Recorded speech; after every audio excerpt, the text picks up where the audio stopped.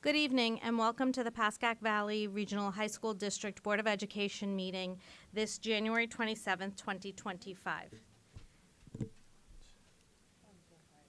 During this regular meeting, 2 opportunities are provided for citizens to make comments. In order for a citizen to make a comment, they must be physically present at the meeting. During the first opportunity early on the agenda, comments regarding agenda items are invited. The second opportunity will occur just prior to adjournment, when residents may address general comments to the board. Persons wishing to speak, upon being recognized, rise and state their name and town of residence. Comments shall be limited to issues. Roll call, please, Mr. Usami. Mrs. Varghese, Here. Ms. Calderon, Here. Ms. Guzman, Here. Mrs. Huang, Ms. Keller, Oh, we need Mrs. Martin, Here. Mr. Stankus, Ms. Stephens, Present. Katie's not here. so- Mr. Weaver. Here.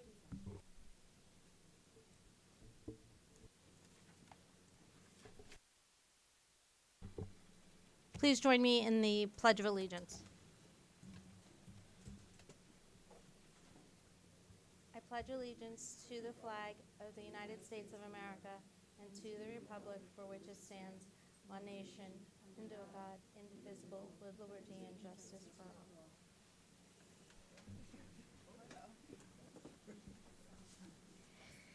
Adequate notice of this meeting has been provided by mailing copies of said notice to the record, filing copies of said notice with the municipal clerks of Hillsdale, Montvale, Rivervale, and Woodcliff Lake, and publishing said notice in the record on August 26, 2024. First, we'll have our monthly report by the superintendent. Dr. Bellotti? I actually just want to say thank you. We have a number of presentations coming up.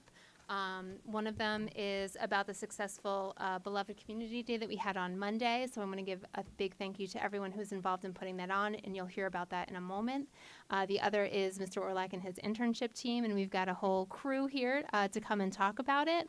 So I'm going to defer to their presentations, and then if there's any questions afterwards, I can come back to it. Thank you. Okay, next we have the Governance Committee meeting report, which I'll be giving. We discussed 3 different topics, Policy 0145, and expanding that a little bit to make it more clear as far as in what a absence for a board member should mean. And then the next thing that we discussed during the governance meeting was the calendar, and specifically the student calendar, to talk about whether Eid or Diwali should be days that are days of no school, if school should be closed during that time. So we had discussions on that. It's not something that's finalized, but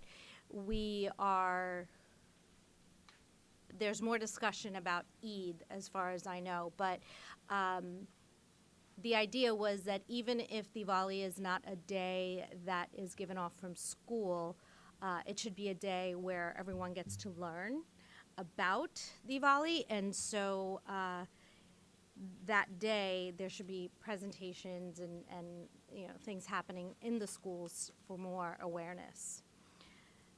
The other thing that we discussed was the regional meeting with the sending districts, and we talked about what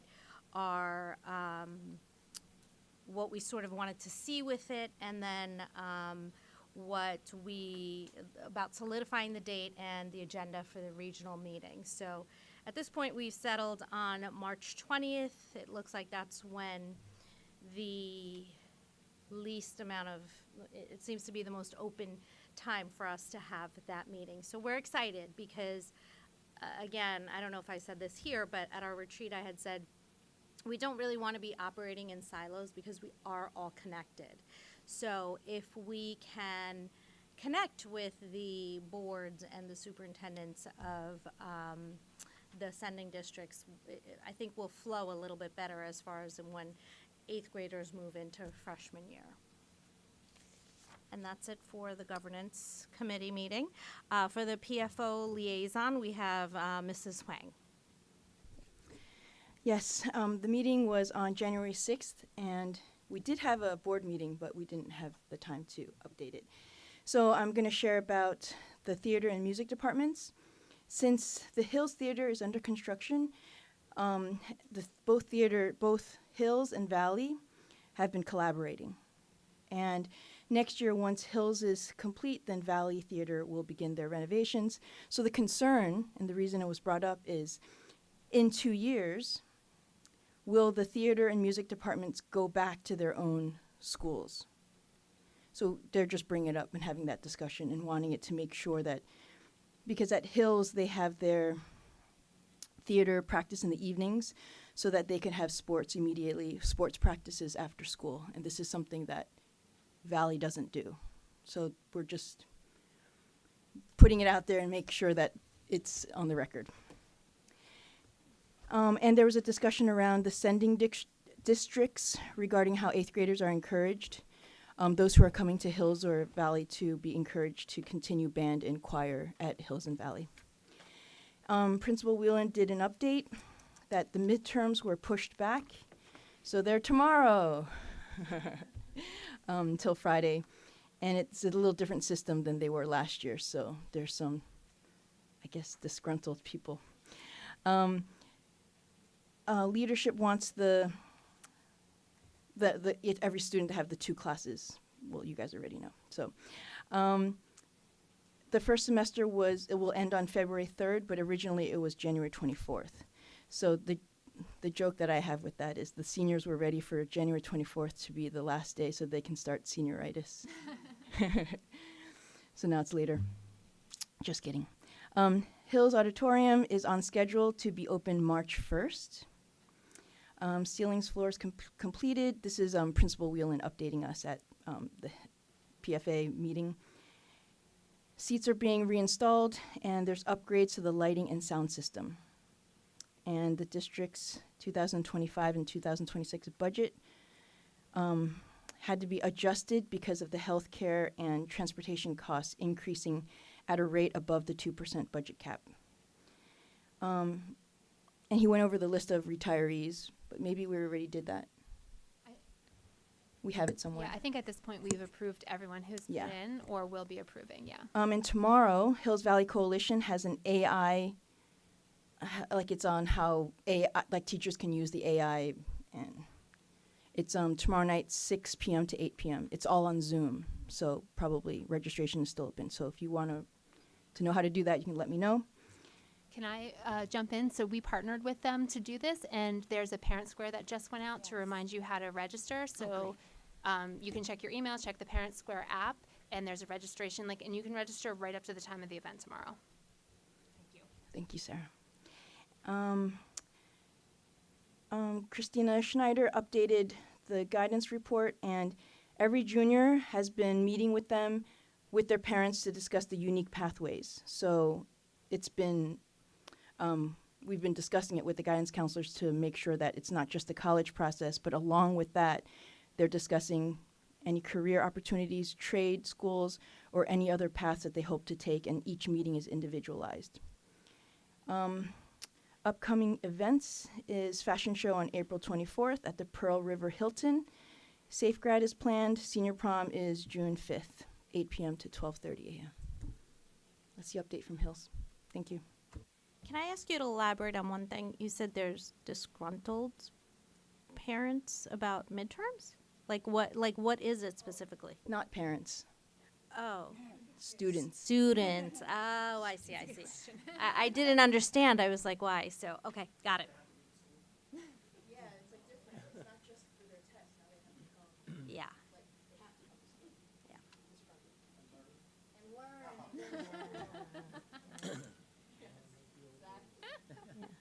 Got it. Okay, thank you, Mrs. Huang. Next, we have Andrew Varian from Pascack Hills High School for the first student report. Hello, everyone. So to begin my classroom items, first in Miss Gamgort's entrepreneurship class, students have created their own mock businesses and wrote a 20-page paper proposing their idea to potential investors. Students have been working on this project for a majority of the year, learning important aspects of running a successful business. The class will be doing an entrepreneurship fair, allowing other students and staff from around the school to see their proposed businesses sometime in February. Additionally, her financial investments class is being asked to make personalized stock portfolios for teachers at Hills. Students and teachers met in the library this past week to discuss personalized options for their stock portfolio for the future. And the project will end with students giving a final presentation or pitch to discuss potential future investment options. In Ms. Zabo's early childhood and education class, this class welcomed the French National Honor Society to speak to the preschoolers and create fun activities while learning French.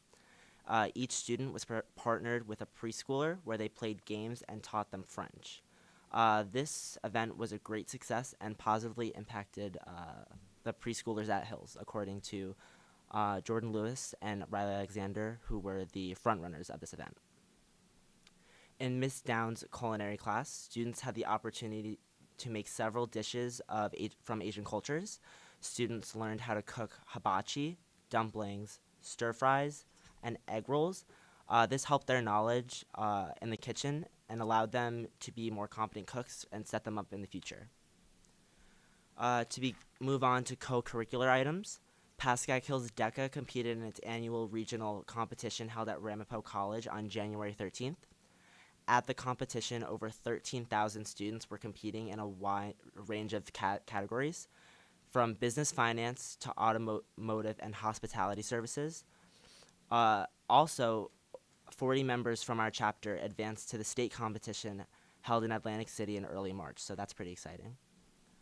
On March 6th, the debate team continued their strong season and competed at their competition hosted at Glen Rock High School.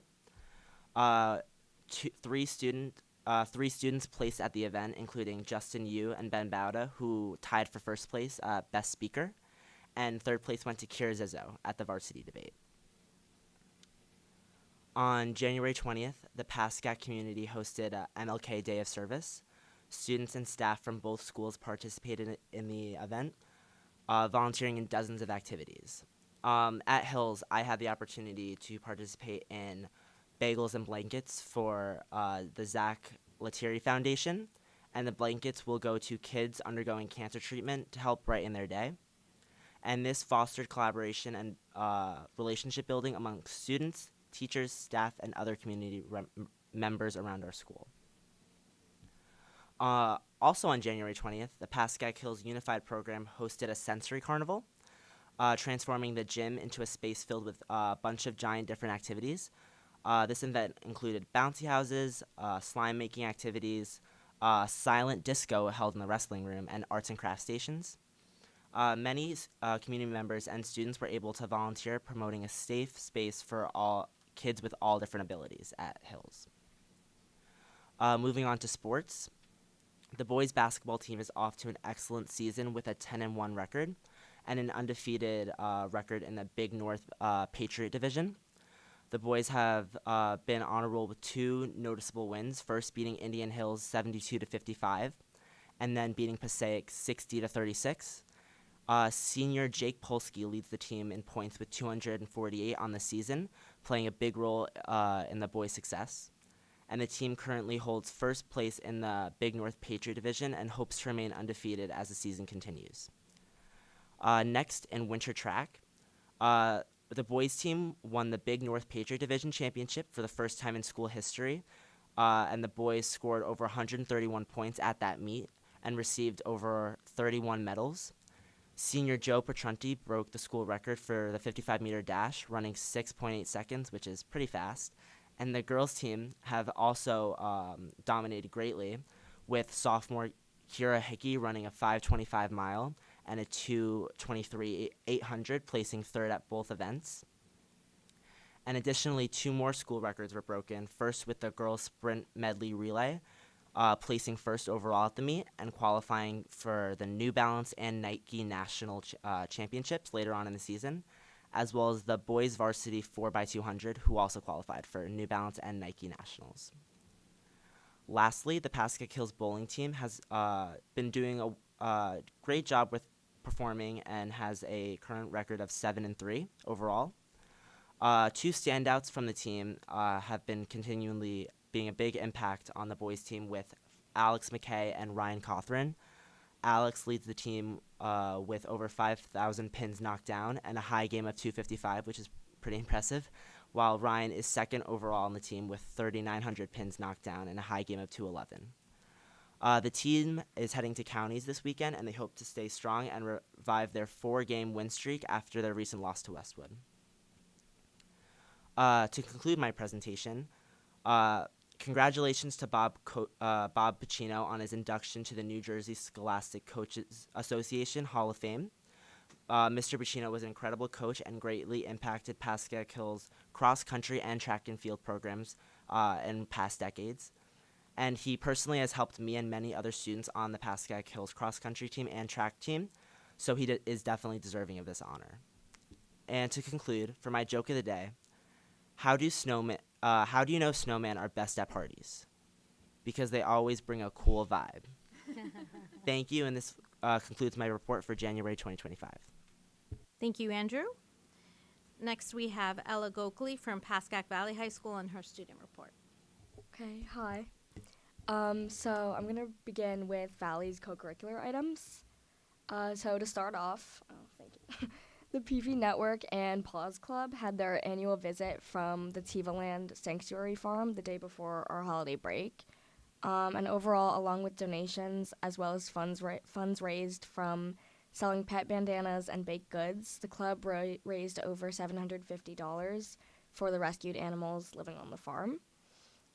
Secondly, the PV Network and Interact clubs held their annual toy drive for the children residing at the shelter at Center for Hope and Safety. And they also collected items for the women residing there. And so all in all, they donated close to 200 toys to the shelter. Valley's Health Occupation Students of America Club attended the Northern Regional Conference at Passaic Tech on Jan 18th. And the 4 officers of the club competed in various health-related testing against other schools throughout the region. And then in the afternoon, they attended various networking and community building events prior to the culminating awards ceremony. Additionally, 20 members of PV's National Honor Society gathered on MLK Day to make no-sew fleece blankets that will be donated to Valley Hospital for pediatric patients. And Valley's NHS has once again been running midterm drop-in tutoring during all periods and lunch, which started on the 21st and ran through today. This drop-in tutoring will also be available in the morning on the exam days this week. Next, at this year's Speech and Theater Association of New Jersey competition at Montclair State, Pascack theater students won 2 state titles in 2 different categories.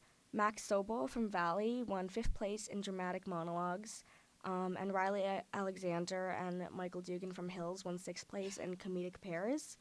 In addition to this, Pascack theater director Thomas Lupfer was the recipient of the 2025 NJ Governors Awards for Arts Education for Outstanding NJ Teacher of Theater. And the New Jersey Governors Awards in Arts Education have been recognizing outstanding artistic achievements of students and educators since 1980. So congrats to all of the recipients. Moving on to Valley's athletic items. So this past Sunday on the 19th, the Pascack Valley girls basketball team and the Zach Lettieri Foundation hosted our annual benefit games at Valley. Zach Lettieri was a freshman at Pascack Valley when he lost his valiant fight with cancer. And Zach had made an incredible impact on his classmates and just throughout the whole school with his positive attitude throughout his life. And so after his passing, his mom, Sharon Lettieri, created the Zach Lettieri Foundation to honor his memory and his belief in paying it forward. So every year, the foundation raises funds to provide Zach Pack comfort items for children fighting cancer at Hackensack, and support for families in need within our communities. And so in December 2018, Jasper offered that the benefit games would be played for the foundation, and that relationship has continued to this day. So what began as 10 teams playing just 5 games has grown this year to 24 teams playing 12. And despite the snowstorm that day, the teams worked diligently with Jasper and the girls' basketball team to make sure that the game still took place. The day's event included a performance by the PV dance team as well. It's not just about the benefit games. Jasper works diligently with Zach Letary Foundation board member Karen Kosh, who's a former PV teacher, and together they train ZLF student ambassadors as they make presentations throughout our school prior to the games to generate student support. So overall, it's a massive undertaking supported by Jasper, his basketball team, the foundation, and their adult and student volunteers. And also supporting the effort were athletic director Bill Van Kersen, our site manager JJ Moran, Lois Jasper, and Ken Sarajian. And actually NorthJerseySports.com wrote a story about the games that illustrates how 2 rival teams can come together for a greater effort and inspire others, and also how working together can pay it forward in so many ways as Zach's legacy lives on. ZLF and the girls' basketball team encourage all board members, school administrators, and just everybody throughout our community to read this article. For our second athletic item, congrats to the Pascack Regional Girls Swim Team on earning second team All-Bergen County for both the medley relay and the 400 freestyle relay. This is the first time in program history to have 2 relays earn all-county honors. And also congrats to PV's Amanda Bramley for being the Bergen County 100 backstroke champion. Amanda had a remarkable race to earn the title.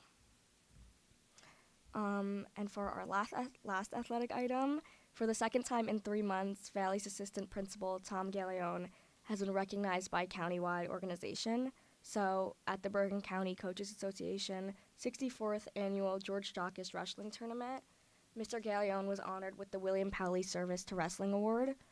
It's given annually, and this prestigious award recognizes an individual's commitment to scholastic wrestling. Galleone began his career in education at Valley as a PE and health teacher in 2005, and he was immediately named the head wrestling coach. And overall, he's the winningest coach in PV high school history.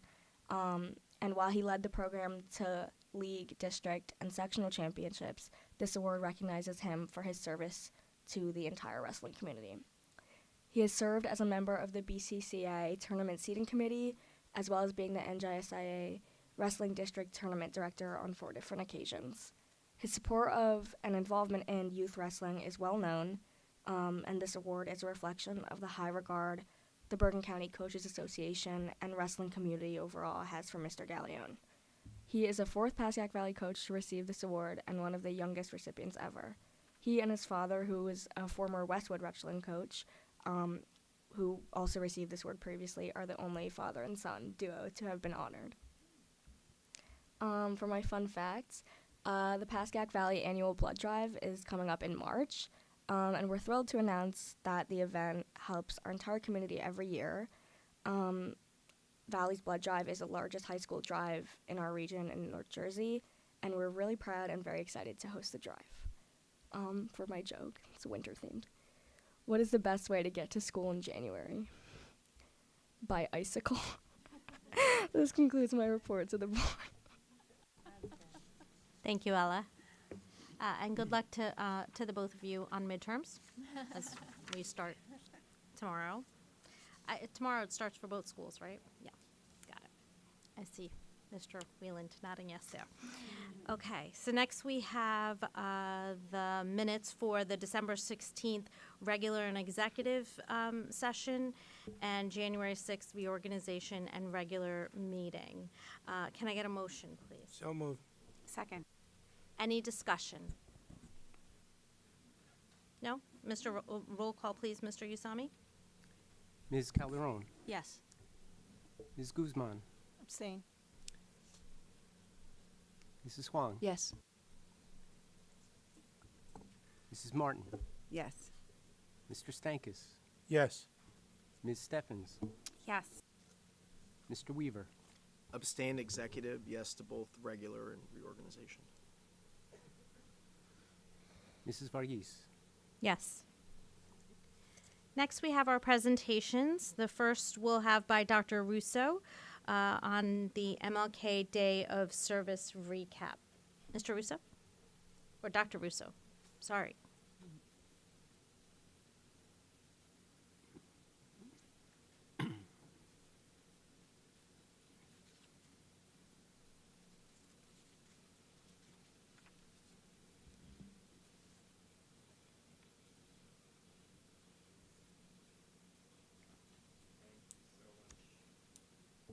Thank you so much for having me.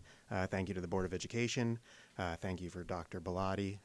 Thank you to a couple of board members wearing their beloved community sweatshirts. You can see the logo up here designed by our own Miss DeQuintal. So wonderful. Thank you so much. On Monday, January 20th, the district hosted its third annual Martin Luther King Jr. Beloved Community Day of Service. This day was inspired by Dr. King's vision for a beloved community. And our goal was to honor and work towards Dr. King's vision by learning about ourselves, our community, and our world, fostering collaboration and relationship building among faculty, staff, students, and members of the community, and engaging in service. This year, despite the snow and cold weather, we had faculty and students volunteer at 25 sites located at Hills, Valley, and throughout the larger Pascack Valley area. In an incredible point of pride, despite being an off day for students, we had 185 students sign up to volunteer, which is more than double our number from last year. To highlight just a few of the volunteer opportunities held at Pascack Valley, clockwise from the top left, we have sandwich making with the goal of delivering sandwiches for the Hoboken Shelter and Center for Food Action. Top right, no-sew blankets, which Ella mentioned earlier, where the Pascack Valley NHS came to make blankets for patients at Valley Hospital. Bottom right, we have the Veterans Breakfast, which is a PVREA-sponsored event to share breakfast and conversation with local veterans. And then bottom left, to embarrass my colleague and good friend, Joe Orlak.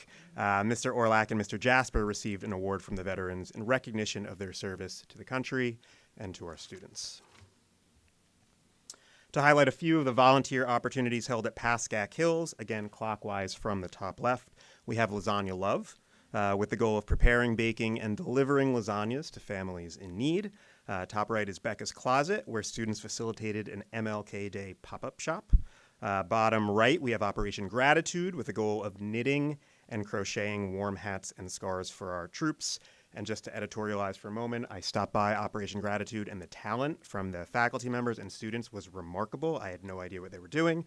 And then finally, bottom left, we have TAC, which Andrew mentioned and participated in, Blankets and Bagels, which is a PVREA-sponsored event where TAC collaborated with the Zach Letary Foundation to donate fleece blankets to be included in Zach Packs, which are given to kids and teens who are receiving cancer treatment.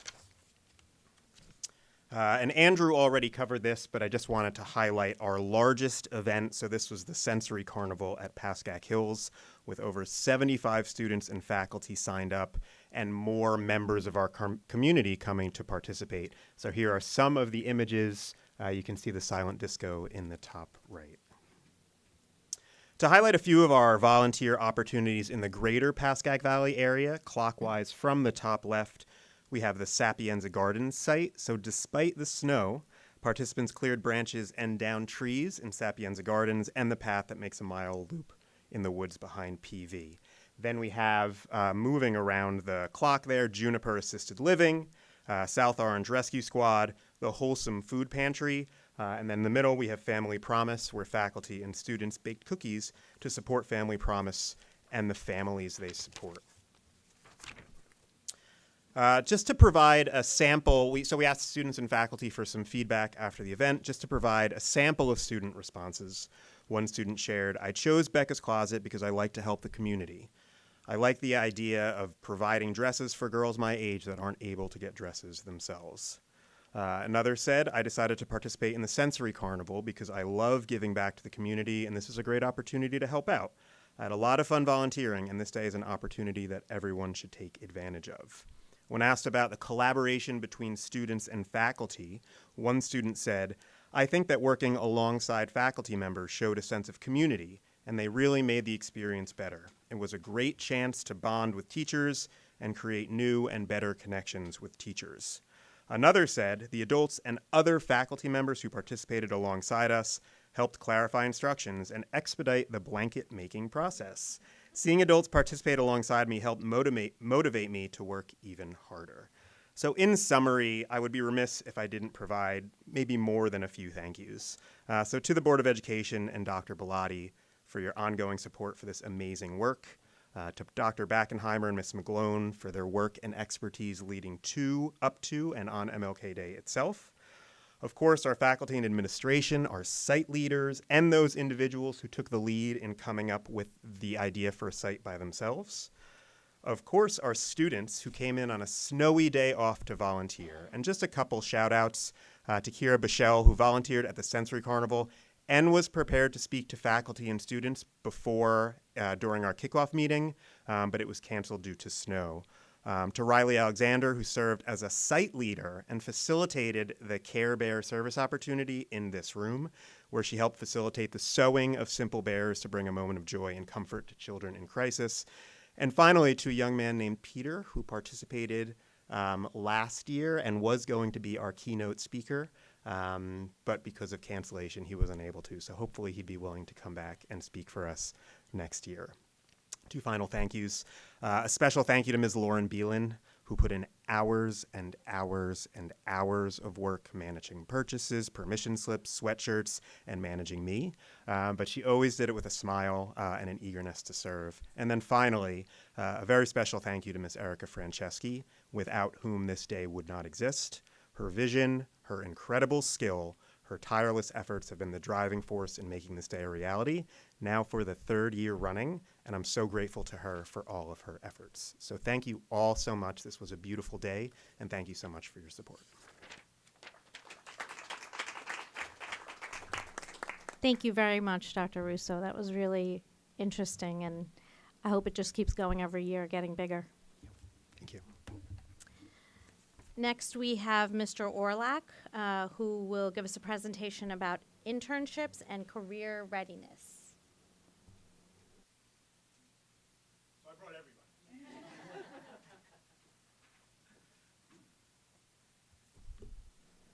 everybody. So first off, thank you to Dr. Russo before he leaves. The MLK Beloved Community Day is always a fantastic experience for staff and now even more students. So thank you, Dr. Russo. I'm Joe Orlak. I am the supervisor of social studies, business, and internships for our district. I want to thank the Board of Education for inviting us here tonight to speak about this very important program. I was stalking you 2 meetings ago and watching you when you talked about this, so I can answer some of those questions at the very end that did come up. But first, I want to introduce members of my team, and they'll be introducing a mentor and a parent, as well as 2 interns who will speak to you about the process. So first off, Laura McSpirit, she's our internship coordinator. Ms. Jen Arity, who is our community facilitator. Ms. Christine Haller, who is our internship administrator. Ms. Hannigan, Betty Ann Hannigan, who is blending in over there. I need new glasses. She's one of our site mentors, and Maria Matthews is one of our site mentors as well. So I'm going to speak a little bit about the program and some of the key benefits, and I'm going to pass it off to some of the members of the team. So our internship program is designed to provide students with real-world work experience that align with their academic interests and career aspirations. By offering opportunities for exploration, skill development, and mentorship, the program sets students on a path for college, career readiness, and personal growth. And we have 5 key areas, 5 benefits for our students. First off is career exploration.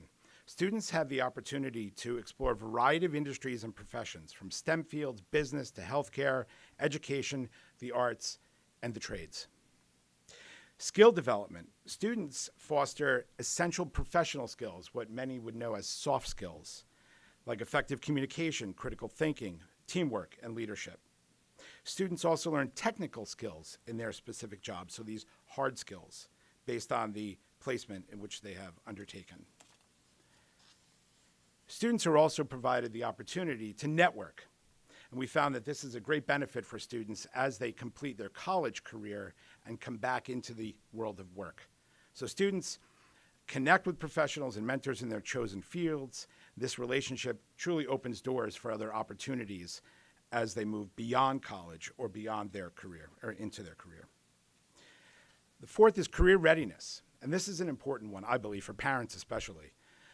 Internship allows students to test drive a possible career. We call it successful failure within the internship community, within our community. We want our students to get the opportunity to go into a field that they may think they like, but it turns out they don't. We just save tens of thousands of dollars for, you're welcome, right? I mean, you save tens of thousands of dollars to parents and themselves as they go through college. And then finally, professional growth. The internship program helps students become more adaptable and resilient as they overcome challenges with guidance from their mentors. So how does this work? And I'm going to ask Ms. McSpirit to come up and talk about the process as we identify students in the program. Thank you, Mr. Orlock. Thank you, everybody, for having us here tonight. This program is very near and dear to my heart. I love this internship program, so thank you very much for having us. So the process actually starts now with our juniors going into next year, their senior year. And they start off and they either meet with myself or Mrs. Erity and our team up at Hills or Valley. We send out a application that they fill out for us. We have them do an application, a resume, a cover letter. So right from the very beginning, we're getting them ready for those going into business and going into looking at a career. Like, we're teaching you the steps to get this. So even though we say, like, it's not a given, but like, we will provide you with your internship, we're still walking you through the process of what it means to get where you need to go.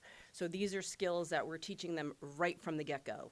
And then from there, after they fill out the application and then we get their resume, they sit down with the whole team, the 5 of us, and we go over what it is that they're looking for. And I have to say that Ms. Erity is, like, we call her the matchmaker, because she always has in her mind, just because there's 2 single, like, you might have an internship placement and a student, and you want to put them together, but just because you're single doesn't mean you should get married, right? So we really try to make sure that, and we have over 250 businesses that we currently work with. And every year it increases and increases and increases because the word's out there. And it's an extremely mutual beneficial program, not only for our mentors, but our students.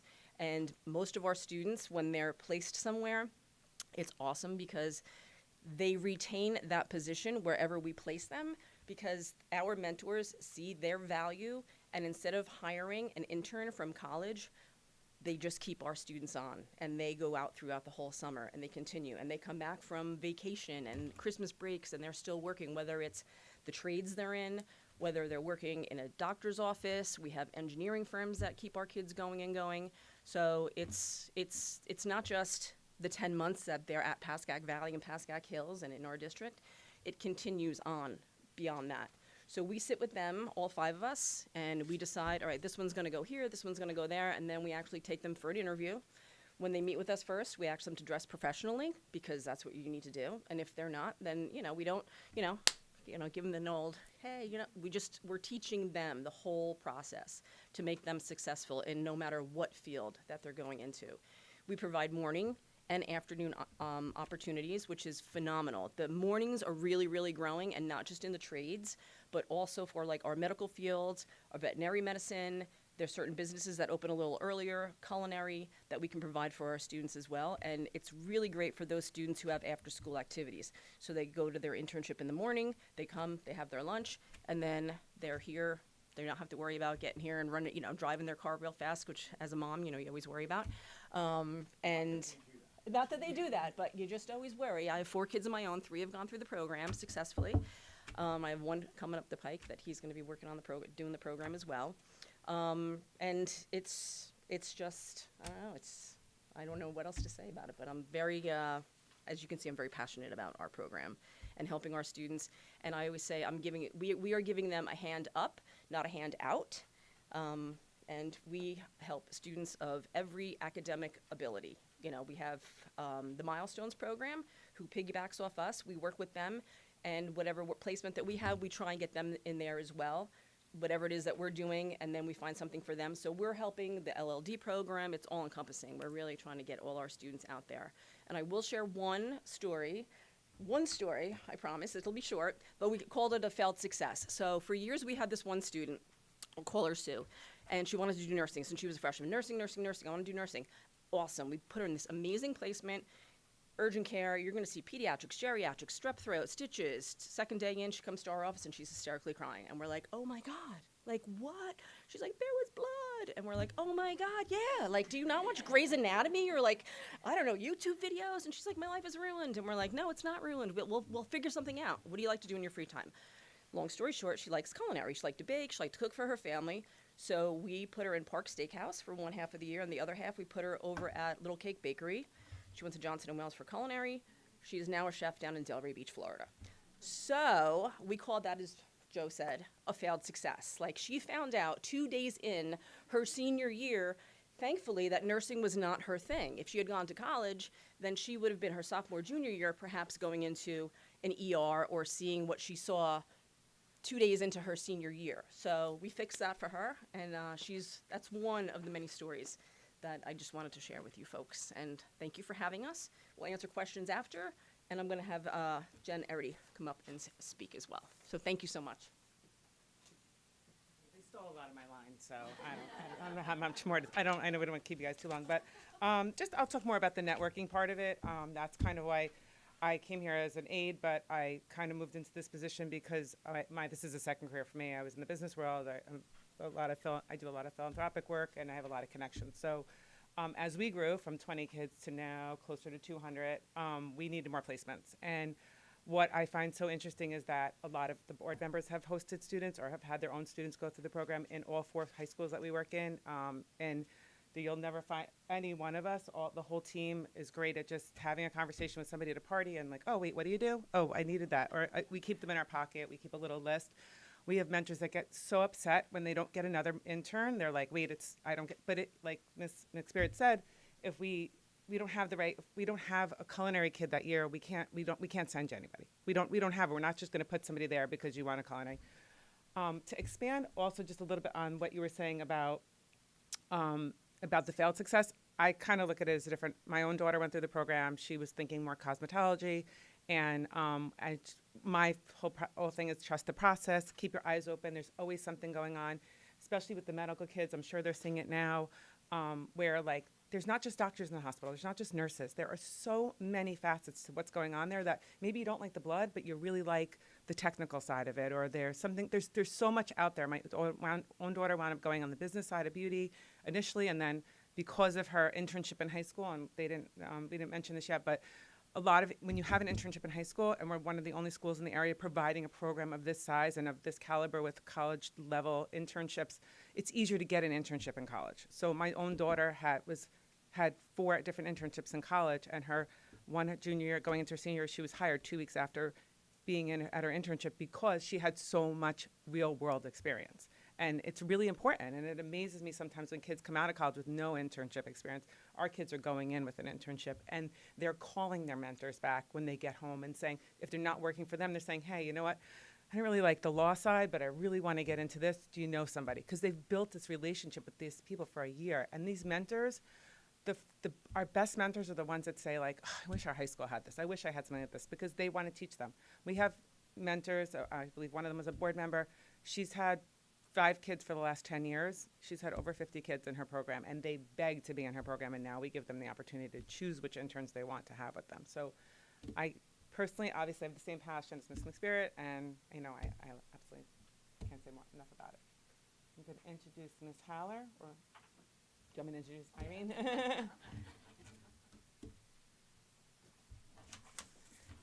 Hello, everyone. I would just like to introduce one of our mentors, Irene Mata. She is the owner of Ace Global, and she's been a mentor of ours for 6 years. We were just trying to figure out how long. She's also a PV parent and has a PV graduate. So this is Irene Mata. Hi, guys. Thank you for having me. So as Christine said, my name's Irene Mata, and I am a mentor in the internship program. I'm also a parent in the district. So as she said, this is my 6th year being a mentor, and I really find the program invaluable. I've been in my industry for 25 years. I started my own company 6 years ago. And at the time, they had reached out to me, did I need help with anything? I was really looking to do more social media and marketing, and it was just me at the time. And I said, I'm really not great at social media marketing, and I could use the young, someone young to help me out with that. So that would be great. And at my old job, we used to get college interns, so I was very used to that.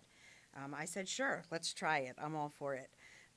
So it was wonderful, and I loved the teaching the kids. And, I do corporate services, so I form companies. I advise attorneys on how to do tricky corporate transactions. So it's a very niche industry. We're dealing with attorneys and accountants and secretaries of state, and we do it in the U.S. and internationally. So it's very interesting, and it's a unique business, a part of the business world that a lot of people don't get to see. So I love explaining it to the interns and saying, like, hey, have you ever seen an actual LLC be formed? Come, I'll show you. Because most of them are like, I know what an LLC is, but not really. They can't grasp that. So I love teaching them about that, and also just letting them know that you can like your job. You don't have to hate your job. You don't have to have this fear when you get out of college that there's this big bad world out there, and you have to have a boss that's mean, that you hate. Like in my world, people are forming their own companies. They're excited about their jobs. They like their work. And I try to instill that in them, that you can like your job. You can actually enjoy it. It can be a nice place. It doesn't have to be a bad thing. But so the internship program to me is a wonderful thing. It lets the kids get out there in the real world. Most of the time they are not on LinkedIn at all, which, as we know in the professional world, LinkedIn is so important. So I have them download LinkedIn, connect with my team, which, again, I know they mentioned it's a great networking for the students. And just to see the transformation in the kids from when they come in, when, like, the end of junior year, they're usually so shy, to when they graduate, when they're 18 years old, young adults. Now they're ready to go to college. They know what they're doing. They're confident. They're interacting with these adults. It's just such a change to see them grow. And at my company, I give them responsibilities. I let them run with things. Sometimes they're really creative and great. Sometimes I'm like, great idea. We're going to put that one away and not do that. But I let them do their thing because they're growing, So it's, I love the program. And just last year, my daughter was lucky enough to be in the program herself. She was an intern at Willie Wilson Theater Production Company, and she loved it. She's currently at SCAD, living her dream. She loved that so much, she went and did it herself. But so as a parent and an intern, I'm able to see the program unfold. And again, it's invaluable. I wish I had it when I was in high school. I see so many kids struggling to get these internships. And I know they mentioned, I have so many people call me and want the internships back, again and again. I've already hired my current intern that I have now. She's a senior in Park Ridge. I hired her last summer. I'm hiring her this summer. I love her. I don't want her to leave. And I might develop a scholarship for her. I love her so much. I want to see her succeed. She's amazing. I saw someone do it last year here at PV, and I loved that so much. I was here watching my daughter get an award, and I was like, well, that's great. And I love mine so much, I'm giving her one this year. So it's something that, like, they're doing such great things for us. And I know it's part of their school day, but as the business owners and the mentors, they're giving us so much and teaching us. We're teaching them, and they're teaching us and keeping us up to date on all the fun stuff. But it really is wonderful. I think I would cover everything else they all did. Are there any questions you guys have from the mentor perspective? Just a thank you for doing that. Oh, no. They're very lucky to have you. Oh, thank you. Thank you. All right. Yes. So is it like they skip the classes and then you take the credit? Like, how does that work? We can go into it. Oh. From the Pascack, we can answer that. Yeah. Thank you. So next, we're going to introduce one of our student interns. His name is Nick Nigerian, and he is a senior here at Pascack Valley. And he is with Dr. Goldstein. Hello all. So my name is Nick. As said, I have a medical internship with Dr. Goldstein. I would say it probably changed my life. Totally reaffirmed what I'm going to do. I'm going to be a nursing major next year. I originally wanted to be in a hospital setting, interning with a nurse. Unfortunately, that wasn't really an option because it just clearly doesn't exist. So the internship team reached out to me and was like, we have this internship here. It's amazing. We think it'll work. And I was like, let's do it. So I interviewed with him. I thought it went great. He thought it went great, clearly, because I'm with him now. And I started this year, and without a hitch in the road, we went right to it. I have done a lot with him in the 5 months that we've been together. I've missed school for surgeries, excused school.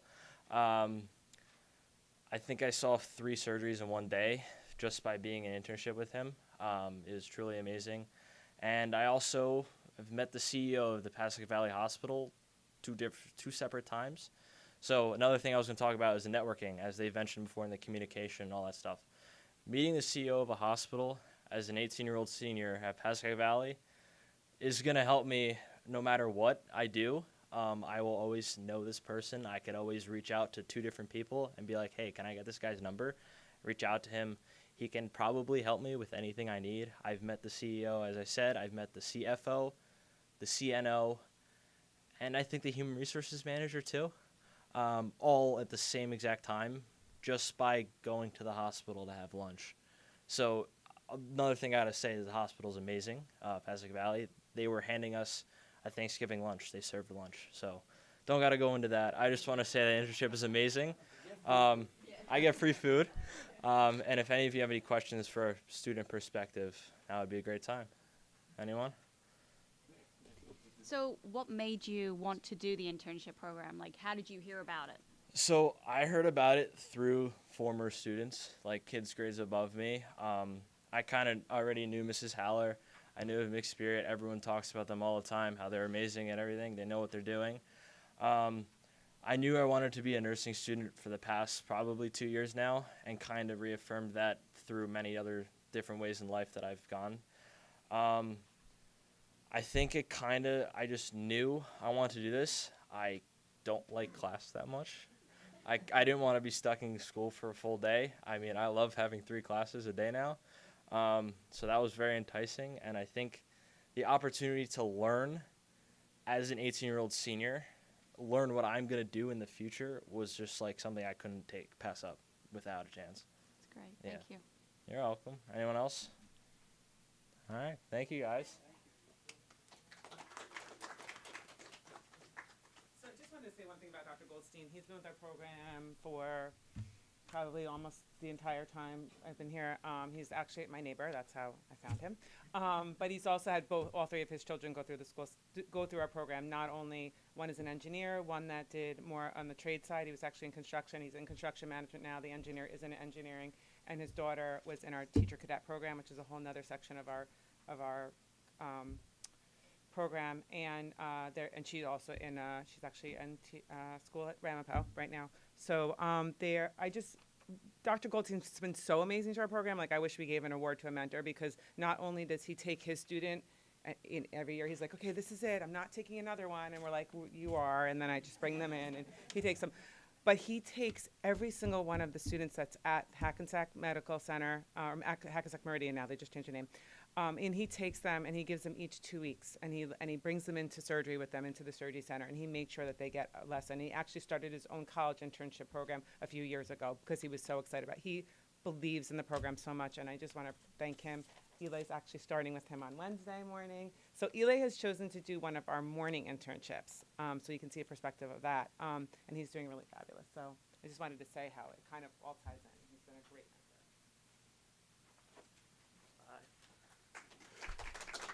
So my name is Eli. I'm a senior at Hills, and I spend every morning at Pascack Valley Medical Center. And initially I was a little upset that I had to go into the hospital every morning, just like there's a commute, like all that stuff. But it's actually been great. I've had time to go get a job after school. I have like time to play sports and everything. And in terms of the program, it actually, like, not to steal what Nick was saying, but it has been life-changing. Initially, what I wanted to do was just something in the medical field, like a very vague answer. And thankfully, like, I'm even more confused now. I've spoken to doctors, nurses, PAs, PTs, basically everyone that comes to my floor. I talk to them, figure out what they're doing, what I could do. Additionally, like, in terms of the benefits, like, I'm shadowing Dr. Goldstein, and I've already seen a lot of, like, gross stuff, but it's cool, and, like, it kind of helps me, like, figure out what I want to do. It has been great, and also, in terms of on your resume, it looks incredible. It is such a unique and special experience, and I do attribute a lot of the success I've had towards, like, college-specific, like, pre-health programs. I do attribute it to the program, just simply how much, like, how unique it is and how much it stands out on someone's resume. It's been amazing, and I'm excited to continue for the rest of the year. Thank you.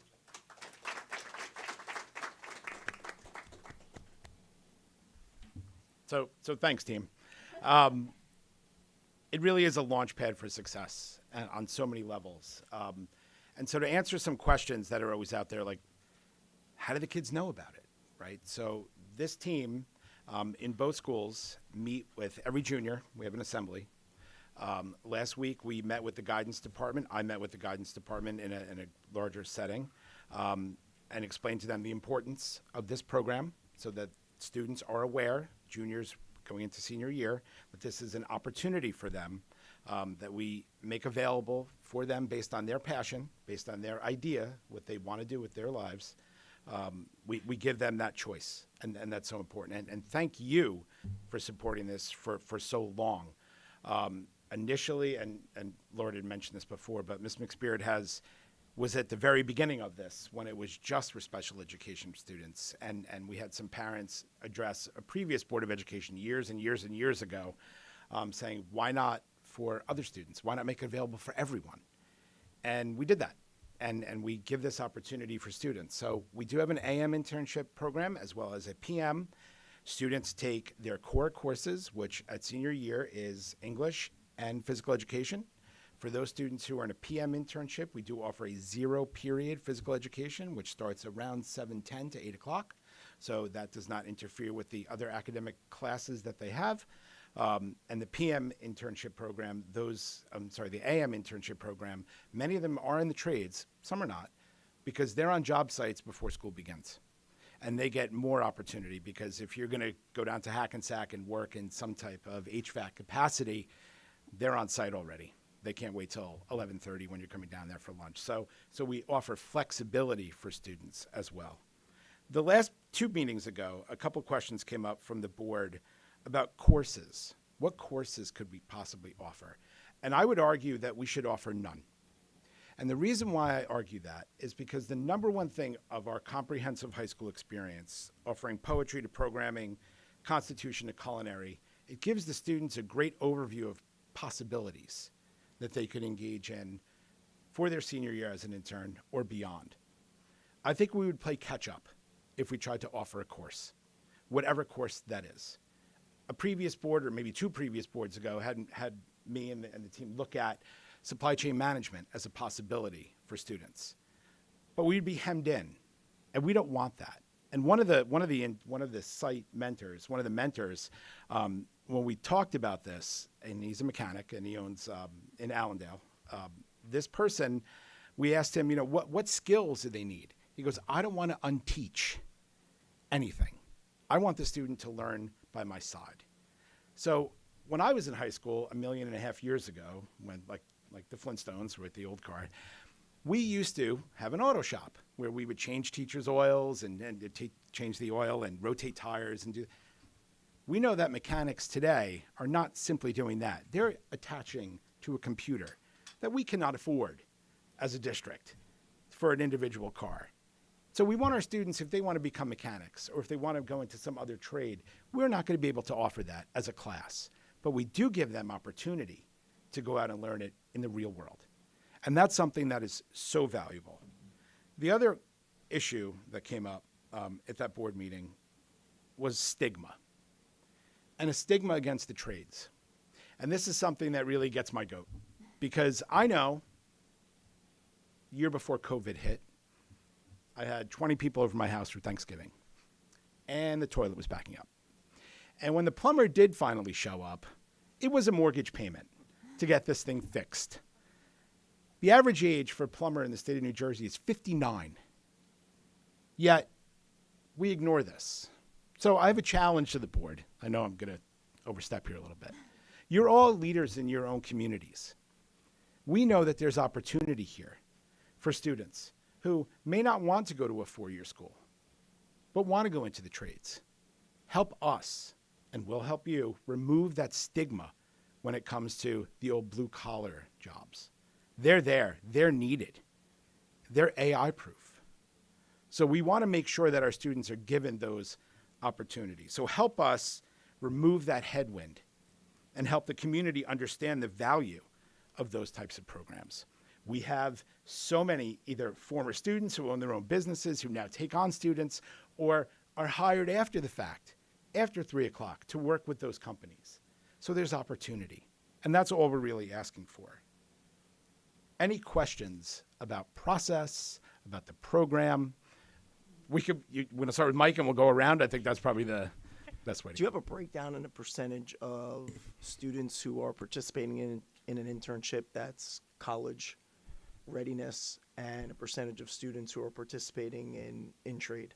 So we could get that. We can get that too. I don't have the number offhand. And a big part of it, Mike, is that, you know, that stigma that I just spoke of, kids are afraid to go out, you know, and to go into that because they're hearing from their friends that, well, I'm going to college, right? And how do we break that? How do we, as parents, break that idea that it's okay? But I'll get that to the board when it comes to it. It's not as much as it should be. I can tell you that, and that's just anecdotal. A follow-up question is, and I know it's a conversation we've had around the table regarding curriculum, is with regard to scheduling. So Yep. you had referenced what can the board do to support and help. And so I know when the schedule was revamped and changed a few years ago, a goal of the schedule was to enhance elective offerings. Mhm. So I think we'd all be curious to know how has the schedule been grown in terms of elective offerings specific to the trades, and then what can the board do to further support that? And then the third question is related to scheduling, and you had referenced the phys ed and the English. Mm-hmm. I know that there are some districts that do it. I don't know all that's involved in making it happen. I wonder if we as a district, have we ever considered awarding credit to students who participate in extracurricular activity after the school day, so in place of the phys ed and health, and then that would allow them to take an additional elective course. So those are my three questions. I don't expect an answer to them I now. can give you the last one. As the former PE supervisor, yes, we looked into option 2 as part of that. And the Board of Education at the time when I was supervisor said no. So that's something that, you know, I'm not telling you, you know, this is something that could be entertained, obviously. But again, meeting the standards for those students. And we do have students who engage in option 2, but they're few when it comes to physical education. These are performing at a much higher level, and we do have a practice, not a policy, when it comes to students. But the athletic directors can speak more intelligently about that than I can, being so far away from it at this point. And the reason why I asked that question is just because it could open up another potential elective opportunity for a student or students if it's offered to freshmen, sophomores, and juniors as well. So, You know, thanks for the time, and I appreciate the sure, presentation. Absolutely. And to answer the second question, and it's more anecdotal here, but we look at the opportunities that we offer students when it comes to those professional skills, those soft skills. That's been integrated across all content areas. And that was a multi-year program. So learning how to think critically, regardless of your profession, is something that we focus on. And we've been doing this before, but now we've identified them. So as part of our group, the Center for Advanced Professional Studies, and we've talked about that before. This is out in Overland Park, Kansas, which we are part of. They have 15 specific professional skills that we've integrated across all content areas. So it's not a class, but there's integration when it comes to those. Yeah, I mean, I lived that today when I drove one of my cars to the auto body shop, my senior who needs a refresher in driver's education. But I mean, to walk in and not only is he working on the car, but he's negotiating with the insurance company. He's managing communications with the rental car company. So just to your point of what are those other skills, it's not just fixing the car. Yep. It's being able to then call up the Paramus Chevy and get quotes and understand pricing so that he can then go back to, the insurance company and have those conversations. So, again, thanks for the presentation and interested to learn more on how we can support Absolutely. growing the program. So I have a question. Did you? Yeah, I think we're going around. Oh, are we going around? Yeah. So I decided that. I Sorry. It's okay. I defer to you. So I don't have any questions per se, but I'm just so thankful that you guys came tonight. We've been waiting for quite some time to kind of hear your presentation, so it's invaluable, and I hope a lot of kids take advantage of this program. Thank you. Thank you. Thank you. Thank you. Thank you, everybody. I really love this program. I'm really excited about it. I have been, and I loved hearing from all of you, especially the students. So thank you. So I would I know we talked about, and I know you mentioned the classes and no classes, but I think what I was thinking, and I want to just, in law school, I had an internship. Invaluable. To this day, I tell everybody, even paralegal, you need to get an internship, because I had a judge. He was a mentor, and I didn't know anything, nothing, but I also had a judge who was an adjunct professor who we met with. So all the interns would come in once a week for an hour, and we would just go over a couple of things. And it was a good way to hear about other kids and other kids, students, their experiences, and maybe talking points, just something. And maybe, I don't know, I'm just throwing it out there, that could be something to consider. Maybe for the morning session students, and then for the afternoon session students, and I think it would be invaluable feedback to your whole team. So just a suggestion. I don't know if that works. And Deb, but we do. And that's Okay. one of the things we do have our department meetings with the students to find out what are the things that, and they all of a sudden, it becomes organic where they're talking to each other, right? Like our two interns here tonight, they started a conversation, right? And that's organic. It's organic and it's beautiful, but we do give the opportunity. So we do have these meetings. It's not a class, but it is a meeting opportunity. that is fantastic. The other question, oh, sorry.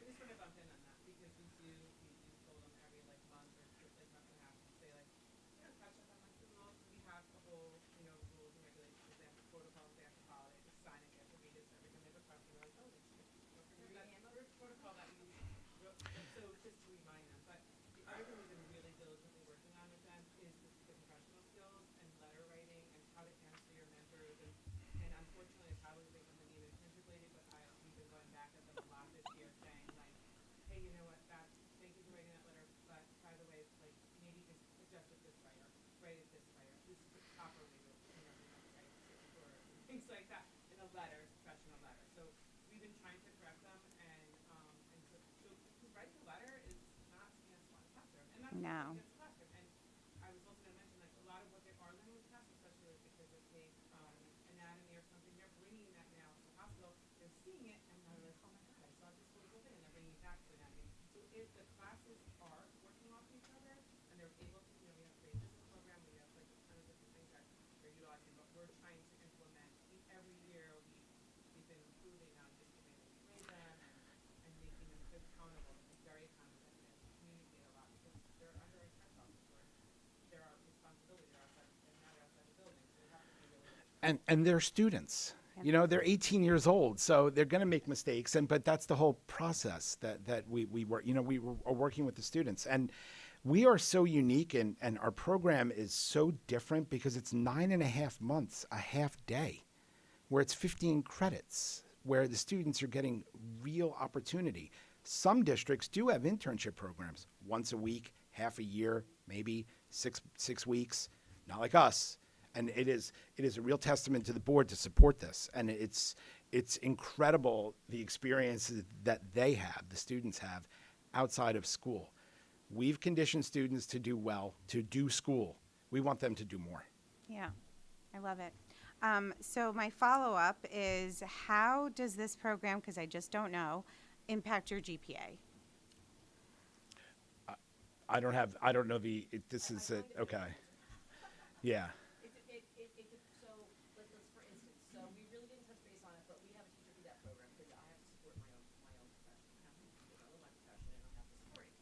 So years ago, we started our teacher cadet program. So Casey Gottlieb, he is an adjunct professor, which is the 101 course, and then the kids go out there. So he's actually honors level. So those students, their GPA is weighted higher because they're getting college credit. They put $250 for a 101 course. It's amazing. And that's a national program which we participate in. That's like under our umbrella. So that gets weighted differently.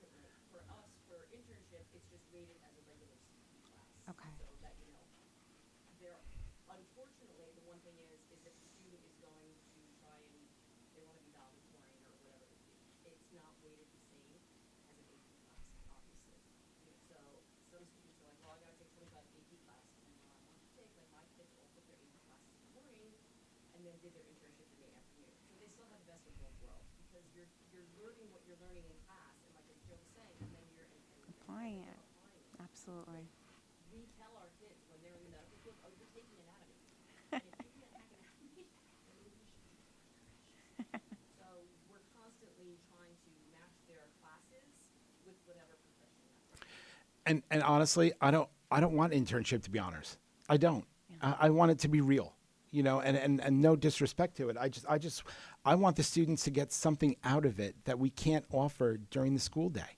And for so many students, I think this is something that they will carry with them for the rest of their lives.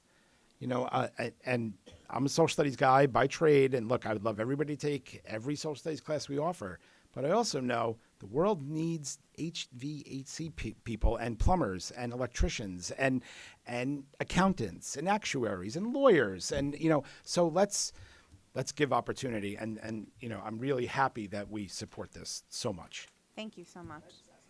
Sure. We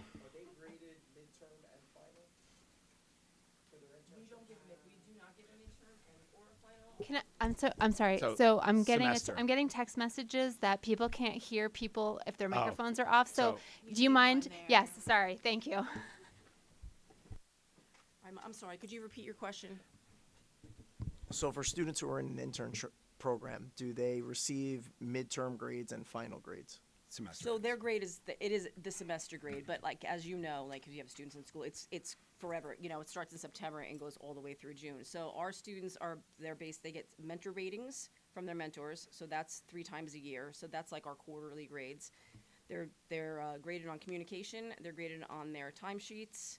And, we all go and we check on their job sites, and it's, we meet with their mentors and see how they're doing as well. So it appears as a grade on their Absolutely. first Yes, semester. Yes, and they're Yes. tangible. I mean, this is like, we sit with them and say, your mentor says you need to work on, and we call it a growth, not like, what do they need to work, it's just like, what are some growth experiences that you could give, your mentor, your intern, and they'll say, oh, they need to work more on, like, there's a phone on the wall. Yeah, you have to pick it up and say, hello, this is so Burton Engineering, like, those are like, as Joe was saying, those are soft skills that our kids don't know, there's like little things like that, but, so I hope that answered your question.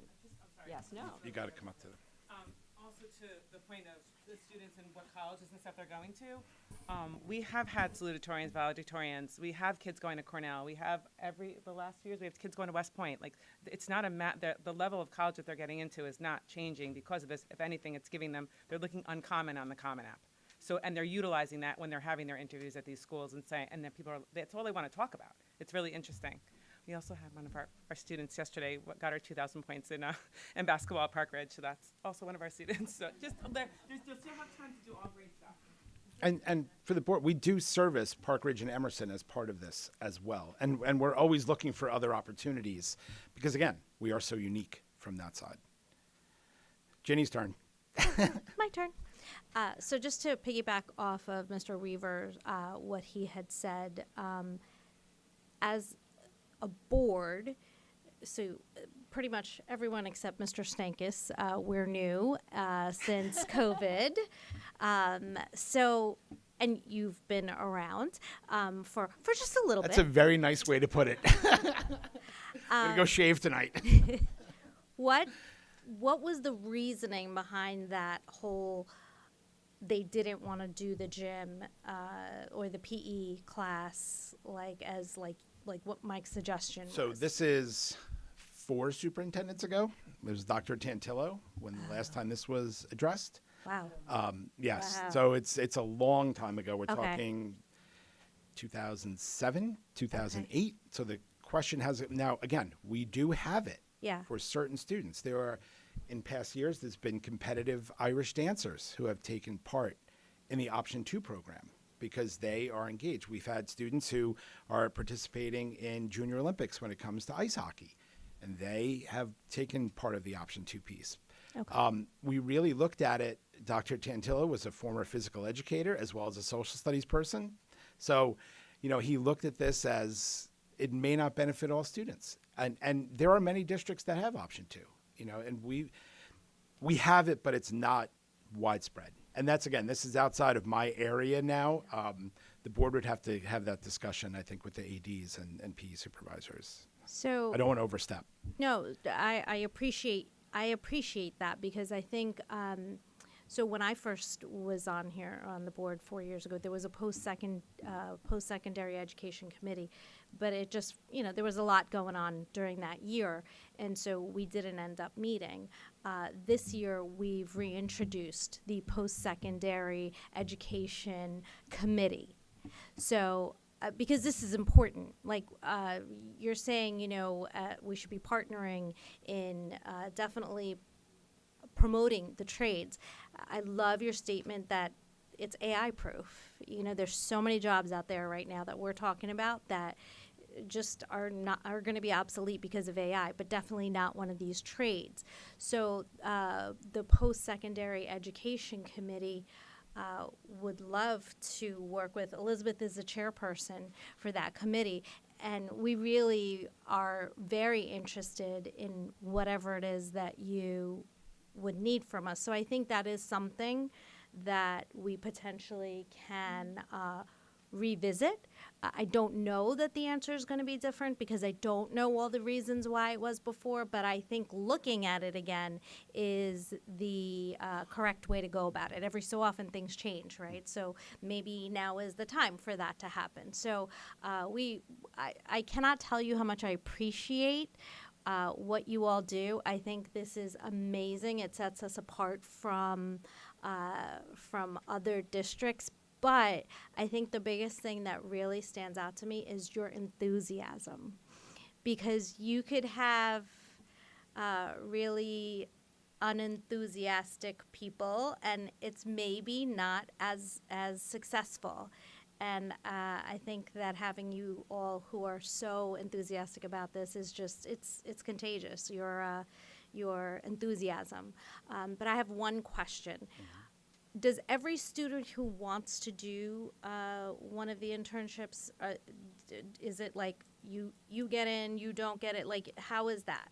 So we haven't had any, I guess, marine biologists because we don't have a site. So if a student has interest and their schedule allows for it, meaning that if they didn't pass English, and they have to take 2 English, something along those lines. We open it to everyone who is interested, and it is not exclusionary. The one area where we would again need help on is transportation, because you must have your own transportation, and that limits certain students. So that's something that is an ongoing conversation that I think we need to continue to have, and giving opportunity for students who don't have their own car, they could definitely benefit.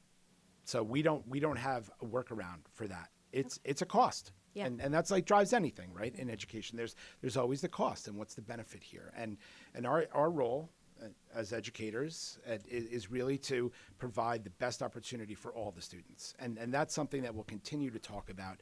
How can we get students from Hills or Valley to their site and back if they can't provide their own transportation? So this is something that we're going to need help on from that side. So you have our committee. Yes, exactly. So please we will bring it to the committee. We really want to work with you guys. Thank you so much. Terrific. I agree on the enthusiasm, and I do also see the parking issue. Even with a car, if you do an internship at Valley, you may not get a spot. So, I think that that's like an added level of, because my daughter was considering doing it, and, it's just one of those problems we have in this district, that there's just so many amazing opportunities that it was like, am I going to take anatomy and these college courses so I can get a little bit of a head start, or am I going to do the internship? And she wanted both so badly. And I think if we can take a look at the PE, because she did do competitive cheer, and maybe that could have been an out, and given her those extra opportunities over the 4 years to get those requirements, and then also have had the opportunity to do this amazing internship, because I feel that it's something that every kid should have a chance to do, because I just am so impressed by the program, and I was impressed by the students who spoke about it. And 200 kids, I do remember when you were, 50 or so children, and it's growing exponentially. And again, that's due to the hard work that you're putting in trying to find the correct fit, because it doesn't just work. You can't just say, I want to go into education. Okay, here's an internship at the hospital, have fun. That doesn't work. So you're really working hard to make sure they're finding something that they are passionate about, and also giving that flexibility if it doesn't work.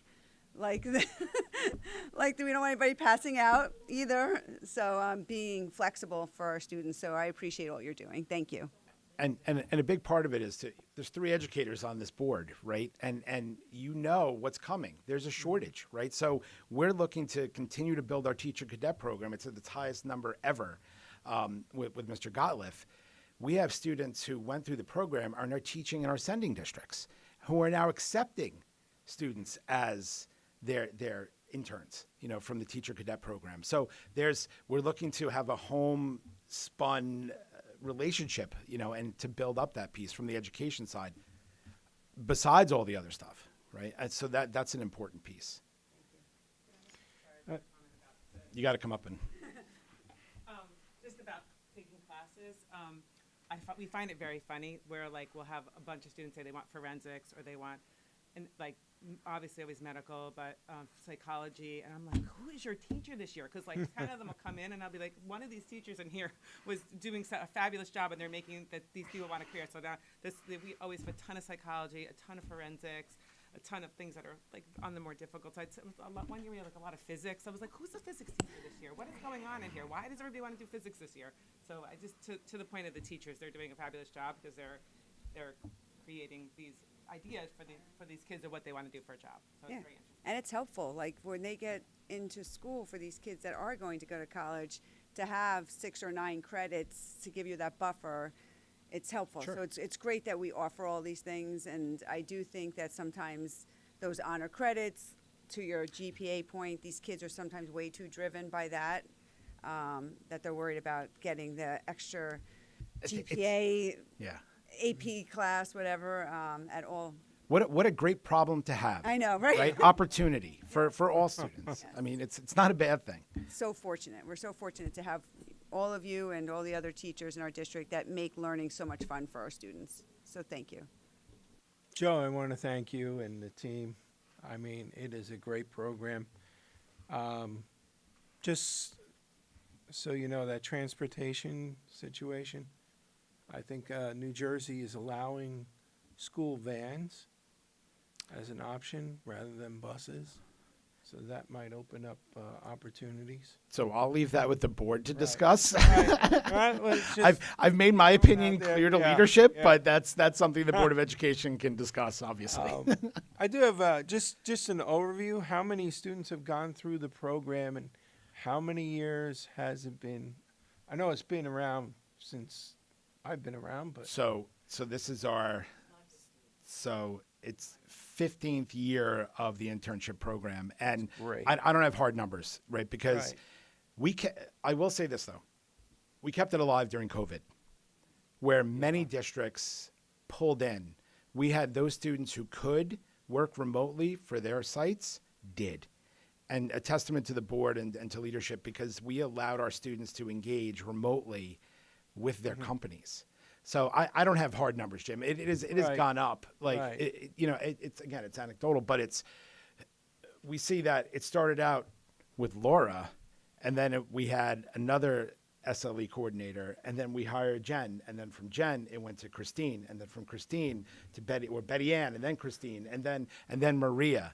So, and we could use more help. So, I mean, it is we have to check on the students every 10 days. And that's by statute, right? So we have to do that. Statute's the wrong word, but by policy, we have to do this.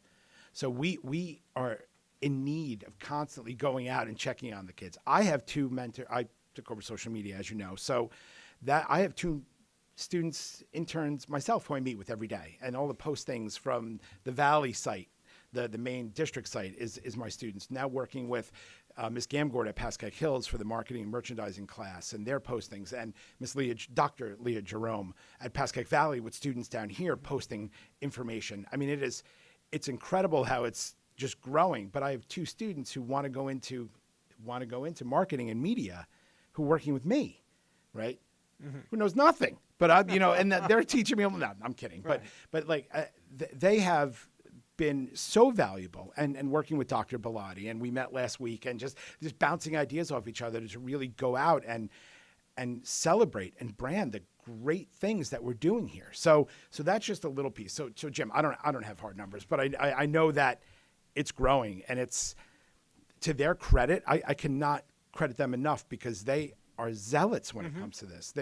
Laura mentioned a little bit before, but there'll be a line in some food store somewhere, and they'll turn around and be like, "What do you do?"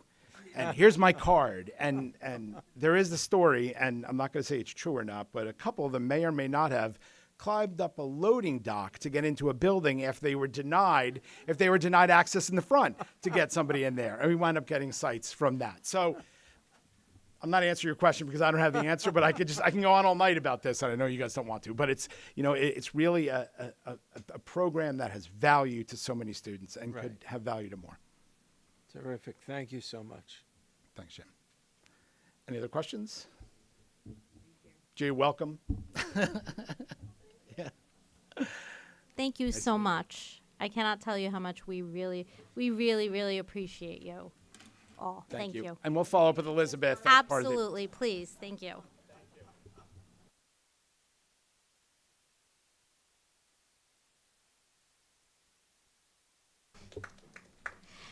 Next, we have comments from the public.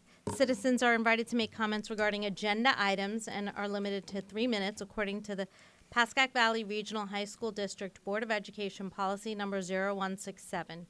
Persons wishing to speak must, upon being recognized, rise, sign in, and state their name, town of residence, and which agenda item they are referencing. Mr. Wheeland. I promise to be brief. Tim Wheeland, I'm a Rivervale resident. I'm also the principal of Pascack Hills. I just want to real quick, I realized as you were going around, someone mentioned how many new faces are on the board in the last 5-6 years. I think it was 6 years ago at a larger supervisor admin meeting, we were talking about PD days and how they could be effective. And Mark Russo said, you know what I envision? On MLK Day, if we could have a day that we give back to the community and also build our own community at Valley and at Hills. And it seemed overwhelming, and there were some naysayers that how could we do that? And he's like, and then we could get students involved to do it. And then he found a partner in Erica Franceschi. COVID happened. Coming out of COVID, he was able to, with Erica's help, with his passion and work, put that together. And I realized when Mark was up here talking, he's not getting that credit that he really deserves. And I've said it privately, but now publicly I can say, thanks, Mark. Dr. Russo, we appreciate you. Thank you so much for that. Okay. Next, we have policy for which there are 2 consent agenda items. Can I get a motion, please? So moved. Second? Second. Any discussion? I do have one comment. So the first item is the schedule of the board meetings for 2025 to 2026. There are a couple of Wednesdays in there, so just please make note of that. Otherwise, it's mostly Mondays. But this is far enough in advance where everyone has enough notice. And then Dr. Bellotti and I were talking about where the meetings are going to be. We traditionally switch every year from Hills to Valley, so we're in Valley right now. So July, we will go a little bit early to Hills this coming summer, just because Valley's going to have construction. Did I say that right? Yeah, and I think my understanding, and this is tradition, it's not like a rule, so just so that, we kind of understand, my understanding is that the tradition is that we switch every year between the schools, which makes sense, right? We're serving 2 different communities, and we've got board members coming from different locations. It's more fair for our parents, our students, everybody, to kind of be flip-flopping back and forth. We would love to have it be July through June one school, July through June the next school. It doesn't always work out so cleanly because we do sometimes have construction and we do sometimes have conflicts. So sometimes we might have, the auditorium may be being used by the play or something, which makes us have to switch every now and then. But what Ms. Varghese just said is our vision of, starting in July, we would switch back to Hills. We likely will have some construction happening at Valley starting in July regardless. So it's a good time to switch anyway, and that would be the typical cycle would be to go July through June and switch back and forth. And sometimes we've made changes to those like even a few weeks in advance because we don't realize that something is being fixed, that something is, being updated, or that something is in use. So we do appreciate everyone's flexibility with that, but the vision is year to year. Okay, any further discussion?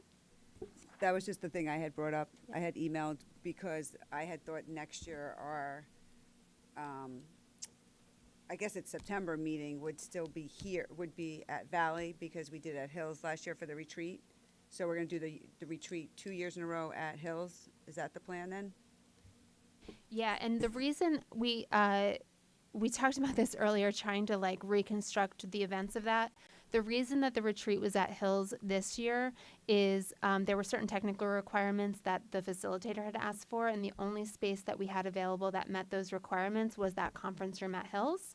So we certainly, if we had it at Hills last year when we wanted to think about switching it to Valley, we could see if there's any technical issues, but generally speaking, we would now switch it back. So the fact that it was at Hills last year was one of the anomalies because it was scheduled. The flow of things is it should have been at Valley, but it wasn't because we couldn't hold it here. So we had to switch it to Hills. Does that make sense? Yeah, I feel like and maybe I'm wrong, since we went till September at Hills, I thought we were going to go till September at Valley and then switch back at the school year again. I think that traditionally we've switched in July. And so I think that's what we're trying to figure out. And I think that there's been, because I think there's been, I think there have been extenuating circumstances every year since COVID basically that made that get messed up. Yeah.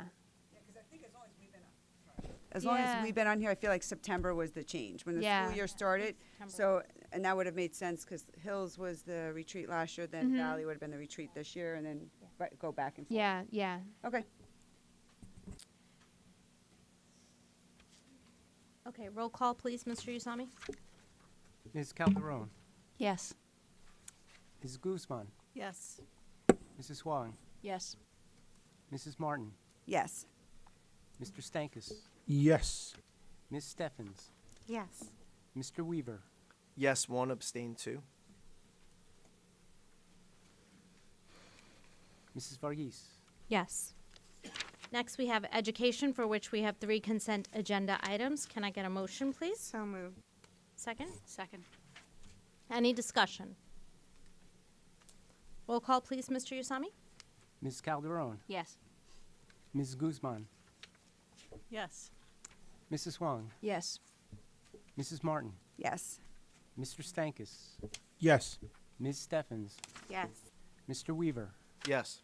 Mrs. Varghese, Yes. Next, we have Human Resources, for which we have 18 consent agenda items. Can I get a motion, please? So moved. Second. Any discussion? Roll call, please, Mr. Usami. Ms. Calderon, Yes. Ms. Guzman, Yes. Mrs. Huang, Yes. Mrs. Martin, Yes. Mr. Stankus, Yes. Ms. Steffens, Yes. Mr. Weaver, Yes. Mrs. Varghese, Yes. Next, we have Finance, for which we have 21 consent agenda items. Can I get a motion, please? So moved. Second. Discussion? I believe it's under Finance that we have the grant. Is it under Finance? Yeah. So I would like to thank Dr. Backenheimer and his team for putting in for, I'm just looking for the 15, got it. And Mr. Orlak was involved in that as well. And Mr. Orlak also. So we would really like to thank you for putting everything together for us to get that education grant. And it's the Artificial Intelligence Innovation in Education Grant from the State of New Jersey Department of Education. And it's for $75,000, which will be split between the two schools. So thank you so much. That's such a valuable grant for us. Thank you. Any further discussion? Roll call, please, Mr. Usami. Ms. Calderon, Yes. Ms. Guzman, Yes. Mrs. Huang, Yes. Mrs. Martin, Yes. Mr. Stankus, Yes. Ms. Steffens, Yes. Mr. Weaver, Abstain 6, yes to everything else. Mrs. Varghese, Yes. Next, we have old business. Anyone have anything to say about old business? No. Next, we have new business. Anyone have anything to say about new business? No. Okay. Next, we have comments from the public. Citizens are invited to make comments and are limited to 3 minutes. According to the Pascack Valley Regional High School District Board of Education Policy Number 0167, persons wishing to speak must, upon being recognized, rise, sign in, and state their name and town of residence.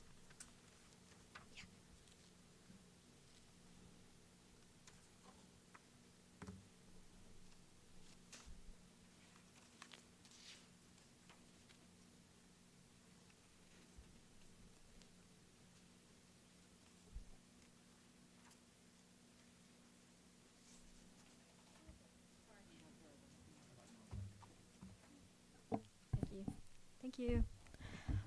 Hello, my name is Zahra Islam. I'm a student at Hills, and I'm also the co-president and co-founder of the Muslim Student Association there.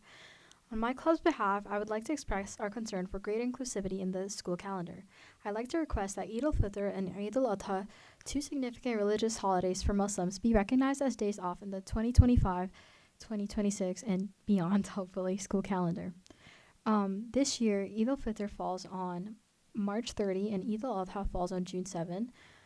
We request that these dates be designated as off for all students, and in addition to these calendar changes, we hope that students that do observe the holidays, so Muslims, they are granted excused absences throughout the entirety of the celebrations. These celebrations typically last 3 to 4 days. Students will notify their schools in advance of their planned absences for these religious obligations. I think this is important because, for example, last year I did miss 3, days for Eid al-Fitr, and it was really difficult to catch up on school. And the day I came back, I had a math test, and it was just very stressful. So I think having this, it would be very relieving for students, and I think it would be just generally very insightful to provide students and teachers with resources in order to educate the community on Islamic traditions. inclusivity in our school calendar is like essential, I think, to foster like a healthy environment for all students.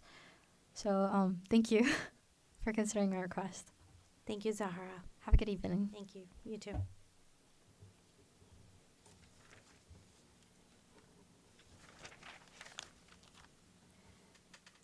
Next, can I get a motion to enter into executive session, please? Motion. Second? Second. We will now go into executive session.